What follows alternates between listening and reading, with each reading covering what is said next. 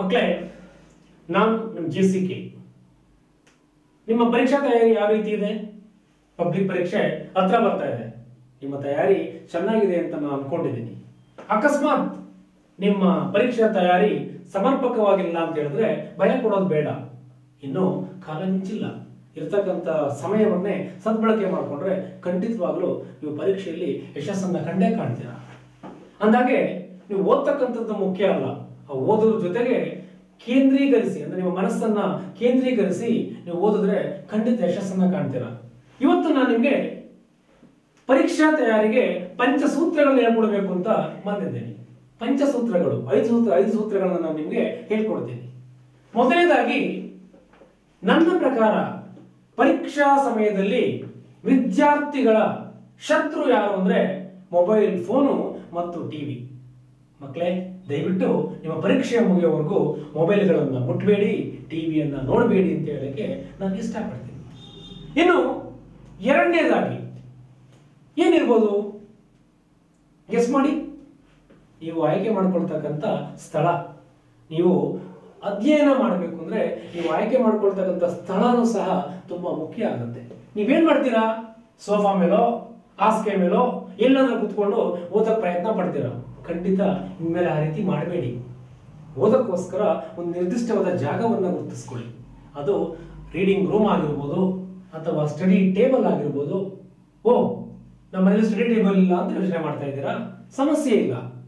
ನೆಲದ ಮೇಲೆ ಚಾಪೆ ಹಾಕೊಂಡು ಕುತ್ಕೊಂಡು ಸಹ ನೀವು ಓದ್ಬೋದು. ಒಟ್ಟಿನಲ್ಲಿ ನೀವು ಓದ್ತಕ್ಕಂಥ ಸ್ಥಳ ಯಾವತ್ತೂ ಅಷ್ಟೇ ಪ್ರಶಾಂತವಾಗಿರಬೇಕು.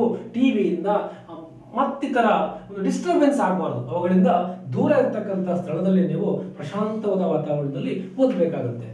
ಇನ್ನು ಮೂರನೇದು ನೋಡಿ, ಇದು ಬಹು ಮುಖ್ಯವಾಗಿರ್ತಕ್ಕಂಥ ವಿಷಯ.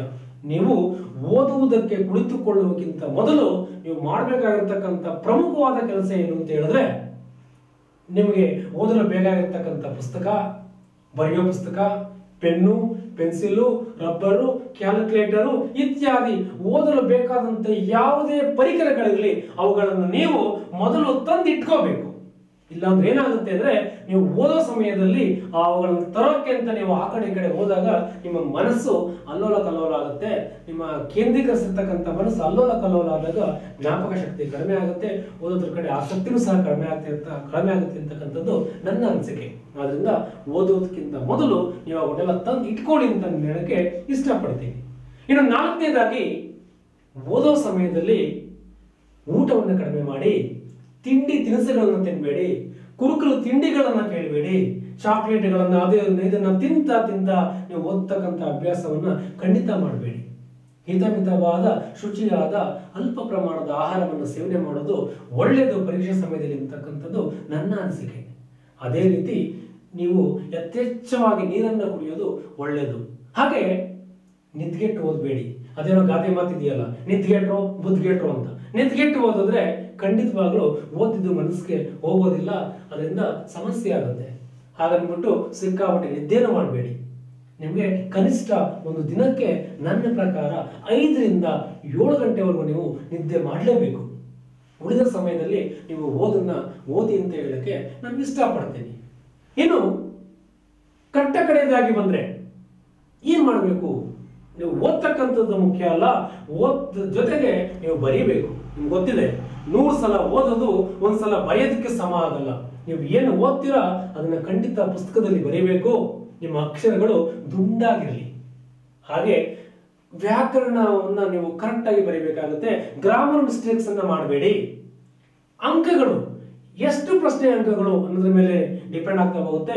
1 ಅಂಕದ ಪ್ರಶ್ನೆಗಳು, 2 ಅಂಕದ ಪ್ರಶ್ನೆಗಳು, ಎಷ್ಟು ಅಂಕದ ಪ್ರಶ್ನೆಗಳು, ಅದಕ್ಕೆ ತಕ್ಕನಾದ ಉತ್ತರವನ್ನು ಬರೀಬೇಕಾಗುತ್ತೆ. ಮಕ್ಕಳೇ, ನೀವೇನಾದ್ರೂ ಸುಮಾರು 20 ರಿಂದ 25 ಹಳೆಯ ಪ್ರಶ್ನೆ ಪತ್ರಿಕೆಗಳನ್ನ ನೀವು ಅದಕ್ಕೆ ಉತ್ತರವನ್ನು ಮಾಡಿದ್ದೇ ಆದ್ರೆ ಖಂಡಿತ ನೀವು ಸ್ಟೇಟ್ ಲೆವೆಲ್ ರ್ಯಾಂಕ್ ಅನ್ನ ಖಂಡಿತ ತಗೋಬಹುದು. ಯಾಕೆಂದ್ರೆ ಆ 20 ರಿಂದ 25 ಪ್ರಶ್ನೆ ಪತ್ರಿಕೆಗಳಲ್ಲಿ ಎಲ್ಲಾ ರೀತಿಯ ಪ್ರಶ್ನೆಗಳನ್ನ ನೀವು ನೋಡಬಹುದು. ನೋಡಿ ಮಕ್ಕಳೇ, ಮನಸ್ಸಿದ್ರೆ ಮಾರ್ಗ. ವಿದ್ಯಾರ್ಥಿಗಳಿಗೆ ಅಸಾಧ್ಯವಾದದ್ದು ಯಾವುದೂ ಇಲ್ಲ ಅಂತ ನಾನು ತಿಳ್ಕೊಂಡಿದ್ದೀನಿ. ನೀವು ಇವತ್ತೇ ಮನಸ್ಸಿಟ್ಟು ಈ ಕ್ಷಣದಿಂದಲೇ ನೀವು ಸೀರಿಯಸ್ ಆಗಿ ಓದೋಕೆ ಪ್ರಯತ್ನ ಪಟ್ಟರೆ ಖಂಡಿತವಾಗ್ಲೂ ನೀವು ಎಕ್ಸಾಮ್ನಲ್ಲಿ ಒಳ್ಳೆ ಮಾರ್ಕ್ಸ್ ಅನ್ನ ತಗೊಳ್ತೀರಾ.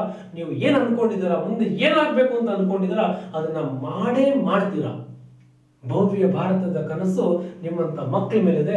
ಆದ್ರಿಂದ ನೀವು ಒಳ್ಳೆಯ ಸತ್ಪ್ರಜೆಗಳಾಗಬೇಕು, ಕಷ್ಟಪಟ್ಟು ಓದಬೇಕು. ಇಡೀ ದೇಶ ಅಲ್ಲ, ಇಡೀ ಜಗತ್ತೇ ನಿಮ್ಮನ್ನ ಮೆಚ್ಚತಕ್ಕಂಥ ಮಕ್ಕಳು ನೀವು ಆಗಬೇಕು ಅಂತ ಹೇಳಕ್ಕೆ ನಾನು ಇಷ್ಟಪಡ್ತೀನಿ. ನೆನಪಿರ್ಲಿ, 1,000 ಮೈಲಿಯ ದೂರ ಇದ್ರೂ ಸಹ ಒಂದು ಹೆಜ್ಜೆಯಿಂದ ಪ್ರಾರಂಭವಾಗುತ್ತೆ. ಒಂದು ಅಕ್ಷರದಿಂದ ಪ್ರಾರಂಭವಾದಂಥ ಪುಸ್ತಕ ಸಾವಿರಾರು ಪುಟಗಳನ್ನು ಒಳಗೊಳ್ಳುತ್ತೆ. ಅದೇ ರೀತಿ ಈ ಕ್ಷಣದಿಂದ ನೀವು ಪ್ರಾರಂಭ ಮಾಡಿದ್ರೆ ಓದಕ್ಕೆ ನಿಮ್ಮ ಪರೀಕ್ಷೆ ಬರೋಳಗಡೆ ಎಲ್ಲವನ್ನ ಓದಿ ಮುಗಿಸಿ ನೀವು ಯುದ್ಧಕ್ಕೆ ಸಿದ್ಧರಾಗಿ ನಿಲ್ತೀರಾ. ಪರೀಕ್ಷಾ ಸಮಯದಲ್ಲಿ ಭಯ ಪಡೋದು ಬೇಡ. ಯುದ್ಧ ಕಾಲೇ ಶಸ್ತ್ರಾಭ್ಯಾಸ ಖಂಡಿತ ಒಳ್ಳೆಯದಲ್ಲ. ಸಮಯ ಇನ್ನೂ ಇದೆ. ಈಗಲೇ ಸಿದ್ಧರಾಗಿ ಕಷ್ಟಪಟ್ಟು ಓದಿ. ನಿಮಗೆ ಏನೇ ಸಮಸ್ಯೆಗಳಿದ್ರೆ ನಿಮ್ಮ ಆ ವಿಷಯದ ಶಿಕ್ಷಕ ಅಥವಾ ಶಿಕ್ಷಕಿಯನ್ನ ಕೇಳಿ ಅದನ್ನ ನೀವು ಪರಿಹರಿಸ್ಕೊಳ್ಳಿ. ಅನುಮಾನಂ ಪೆದ್ದರೋಗಂ ಅಂತ ತೆಲುಗಿನಲ್ಲಿ ಹೇಳ್ತಾರೆ. ಹಾಗೆ ಅನುಮಾನ ಅಂತಕ್ಕಂಥದ್ದು ಬೇಡ. ಕಷ್ಟಪಟ್ಟು ಓದಿ, ಒಳ್ಳೆ ಮಾರ್ಕ್ಸ್ ಅನ್ನು ತಗೊಳ್ಳಿ, ನಿಮ್ಮ ಎಕ್ಸಾಮ್ ಒಳ್ಳೇದಾಗಲಿ ಅಂತ ಹೇಳ್ತಾ ನನ್ನ ಮಾತನ್ನ ಮುಗಿಸ್ತಾ ಇದ್ದೀನಿ.